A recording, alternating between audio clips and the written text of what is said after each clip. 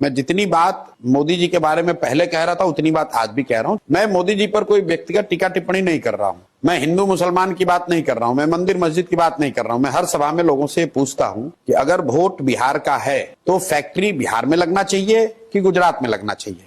लोग बताते हैं कि नहीं भैया, वोट हम लोग का है तो फैक्ट्री तो यहां लगना चाहिए।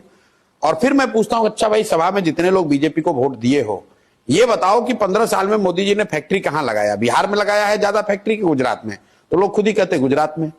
तो मैं ये कह रहा हूं भाई, ये तो नहीं होना चाहिए कि आप वोट बिहार में लीजिएगा और फैक्ट्री गुजरात में लगाइएगा। मोदी जी आए मधुबनी में, मधुबनी के अपने भाषण में मोदी जी ने कहा कि सहरसा से एक नई वंदे भारत ट्रेन चलेगी जिससे श्रमिक परिवार के बच्चे सुविधाजनक तरीके से महाराष्ट्र और गुजरात जा पाएंगे वहां मजदूरी करने। अब पहला व्यक्ति प्रशांत किशोर है जिसने इसका विरोध किया है। हम कह रहे हैं कि हमें ऐसी ट्रेन नहीं चाहिए जिस ट्रेन पर बिहार के बच्चे मजदूर बनकर, जानवरों की तरह बैठकर महाराष्ट्र और गुजरात में नौकरी मजदूरी करने जाएं। हमें ऐसी ट्रेन नहीं चाहिए। ये इतना बड़ा बिहार के प्रति पूर्वाग्रह दिखाता है कि आप कह रहे हैं कि वंदे भारत ट्रेन चलेगी ताकि तुम्हारे बच्चे, बिहार के बच्चे बैठकर गुजरात में जाए मजदूरी करने के लिए। क्या मोदी जी ने कभी भी अपने भाषणों में किसी दूसरे राज्य में कि भाई गुजरात से एक नई वंदे भारत ट्रेन चलेगी जिससे गुजरात के श्रमिक परिवार महाराष्ट्र, तमिलनाडु